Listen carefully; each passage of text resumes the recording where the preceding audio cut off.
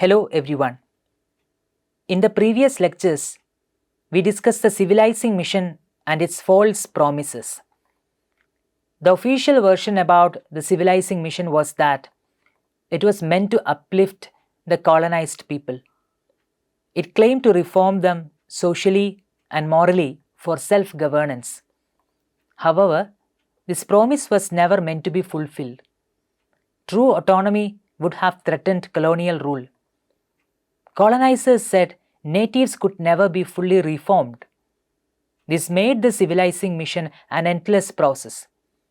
Homi Bhabha explains that colonial subjects could imitate their rulers but never become like them. Charles Grant promoted English and Christian education in India, but this was only to make Indians obedient, not independent. Reform was limited to ensure admiration for British rule, not to demand for rights. This contradiction exposed the real aim of the civilizing mission, that is control, not progress. The colonizers knew very well that true enlightenment would have led to resistance. So, they did only the partial diffusion of knowledge. In this lecture, we will explore how this strategy shaped colonial practices and resistance movements. In the present lecture, we are going to understand the ideas of civilizing mission and colonial mimicry vis-à-vis Khushwant Singh's famous story Karma. The story Karma by Khushwant Singh vividly illustrates the double standard maintained by the British Empire. It portrays the struggle of an Indian gentleman, Mohanlal, who endeavors to adopt the upper-class English culture and lifestyle. His efforts include speaking the Queen's English, neglecting his Indian wife, and immersing himself in English newspapers. Mohanlal is a middle-aged man employed in the British Raj. He feels a deep sense of shame about his Indian identity. Consequently, he predominantly converses in English and occasionally in anglicized Hindustani. He goes to great lengths to dress as a high-ranking British official. He engages in English crosswords. He bears Oxford tie. He openly consumes scotch. These are all desperate attempts on his part to prove his Englishness to British officers and get validation from them. He regards himself as superior to his traditional Indian wife, Lakshmi. The central plot of the story unfolds on a train journey. Mohanlal and his wife are traveling somewhere, but he does not want to sit with her. For him, she is a woman with no cultural sophistication. Unlike Sir Mohanlal, who is impeccably dressed in the Western fashion, Lady Mohanlal is a short and plump woman who wears a dirty sari. She sits on the railway platform chewing betel leaf and lazily fanning herself with a newspaper. While Sir Mohanlal keeps himself away from the lower class natives, Lady Mohanlal freely mingles with them. So, Sir Mohanlal feels that Lakshmi is not an apt wife for a thoroughly anglicized person like him. So, he makes his wife Lakshmi sit in the general compartment while he takes a seat in the first class, which he has legitimately reserved for his travel. When the train arrives, Sir Mohanlal boards the first class, while his wife Lakshmi gets on the general compartment. Sir Mohanlal desperately hopes that he will get an Englishman as his co-passenger. He is very eager to talk to an Englishman and eventually get his validation. Suddenly, he encounters a few English soldiers entering the compartment. Even though he knew that the British soldiers are entitled to travel only by the second class, he invites them to his compartment. He thinks that an English soldier who is a second-class citizen in the colonial machinery is way better than a native Indian. But the situations take a nasty turn soon. The soldiers, as soon as they boarded the train, subject Sir Mohanlal to verbal abuse and insist that he should leave the first-class carriage. Sir Mohanlal protests. He points out that he has a valid preservation to travel by the first class carriage, but his words fall on deaf ear. The soldiers throw him out of the carriage and he falls onto the railway platform. The train quickly passes the station, leaving him on the platform. His wife, Lakshmi, who is totally unaware of his condition, chews the betel leaves, spits and sends a jet of red dribble flying across like a dart. The story serves as a stark representation of the harsh reality and the hypocritical nature of the colonial system, where even the most ardent attempts at assimilation did not grant natives equal treatment and respect. Before we discuss this in detail, let's actually take a look at the ways in which Sir Mohanlal sees his fellow Indian natives. There is a very interesting instance in the story which highlights how an anglicized Indian and a common native look at each other.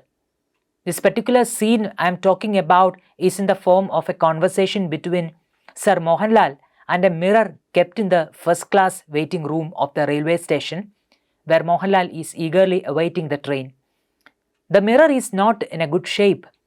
The red oxide at the back of the mirror had come off at several places, and the surface of the mirror is full of cracks.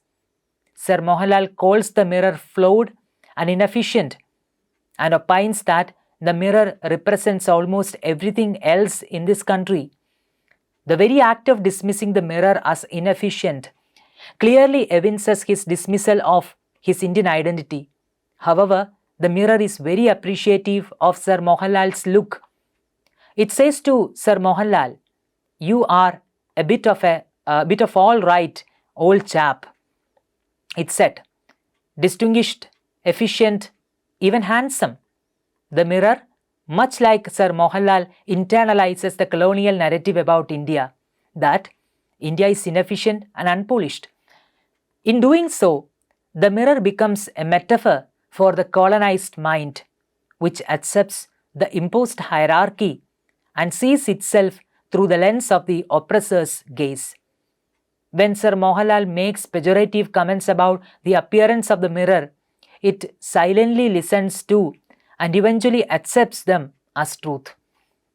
While it is unappreciative of itself, it holds the anglicized Indians like Sir Mohanlal in high esteem.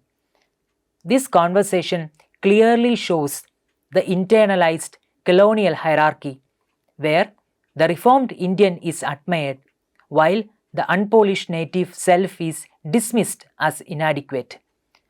The same is the attitude of his wife Lakshmi.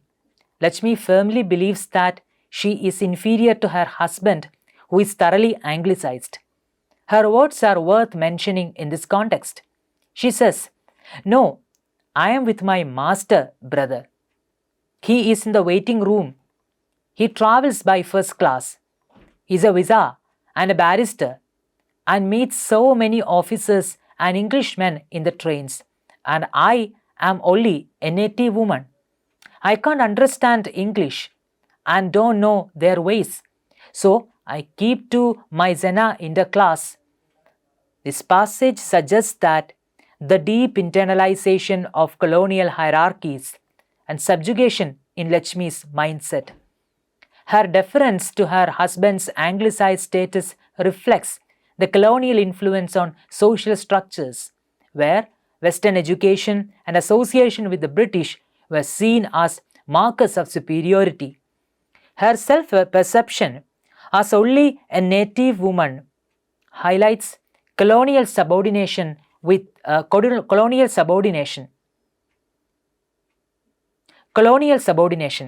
in the sense that she sees herself as unworthy of occupying the same space as her husband, who interacts with English officials.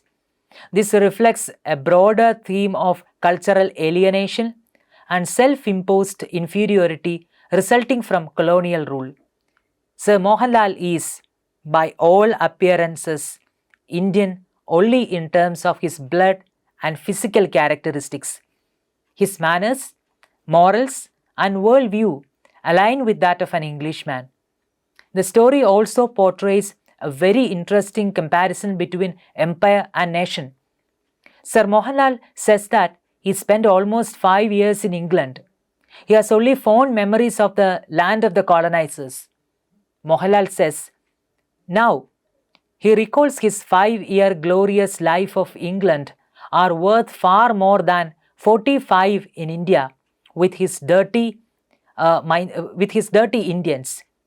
He never speaks of any discrimination that he had faced in England during his stay there. This shows the basic difference between the nation and the empire that we made in the last couple of lectures. The nation is technically founded on such progressive notions.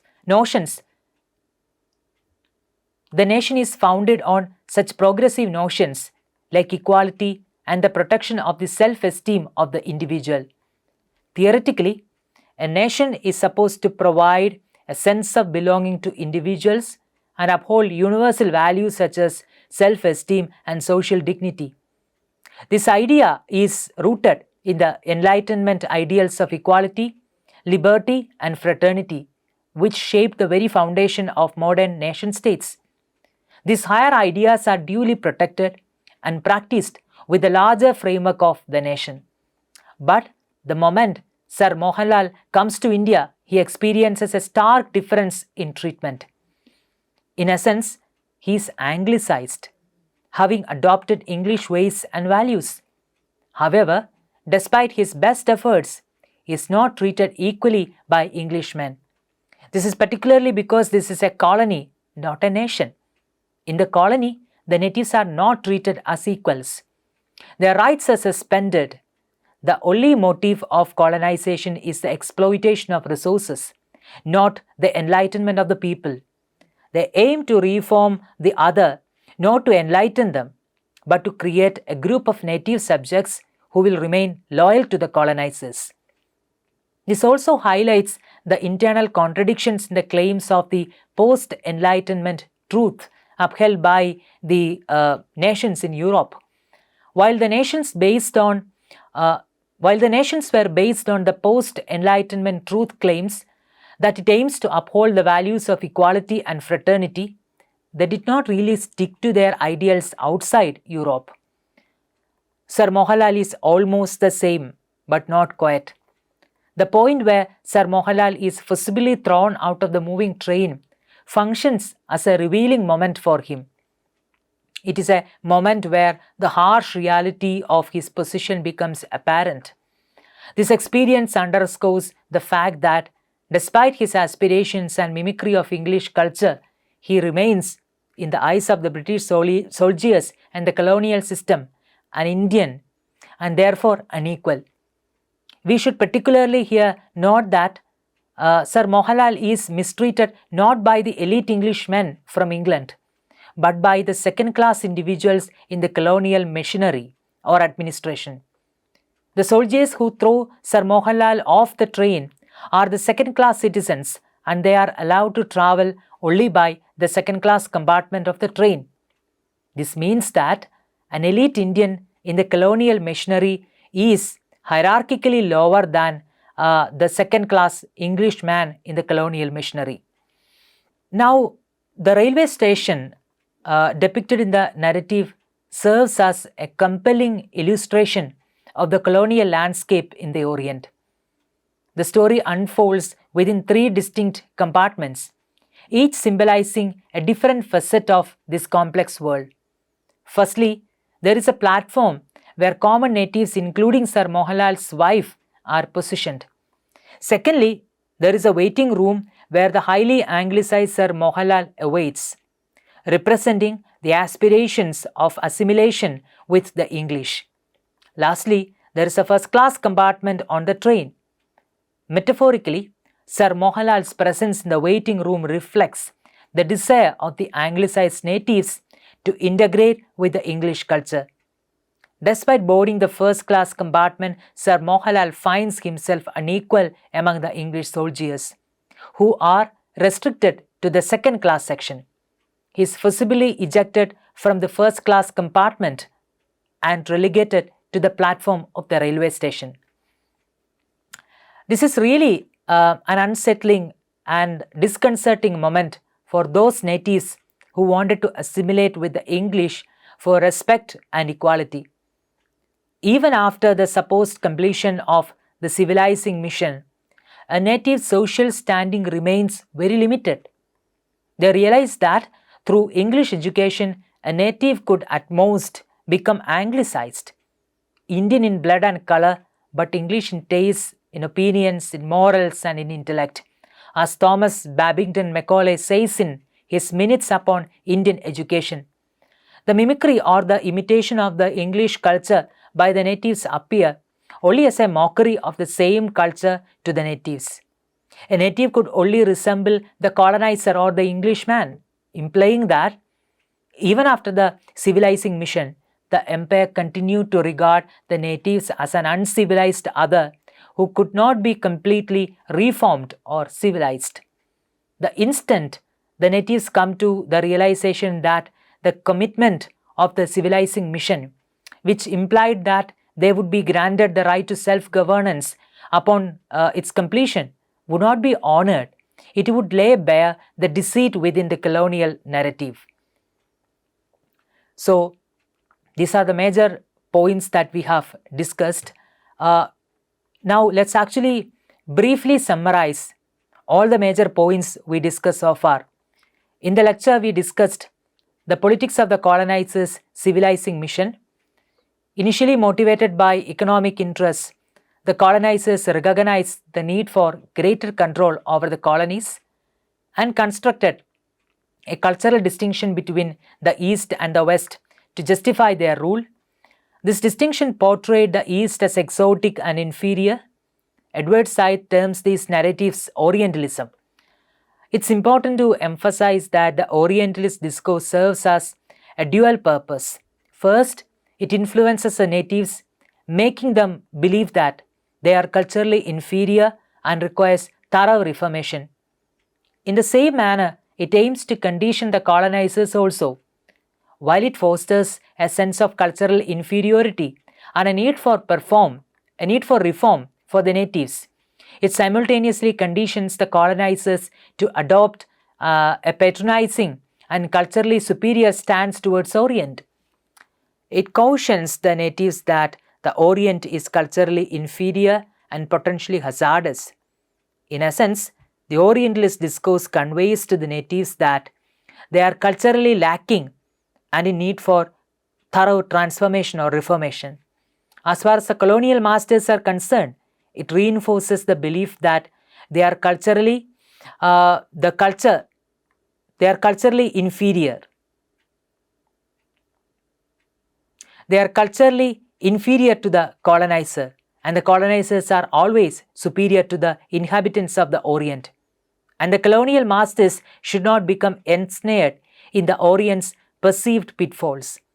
This dual impact on both colonizer and colonized is a key feature of Orientalism in the colonial context. The Orientalist narratives always justify the colonial administration and the need for a foreign rule to prepare Indians for self-governance, suggesting that the natives need to be reformed and civilized to be treated as equals.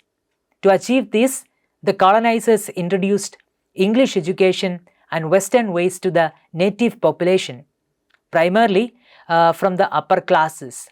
However, the colonizers perpetually postponed the natives' assimilation, as it would threaten their economic interests.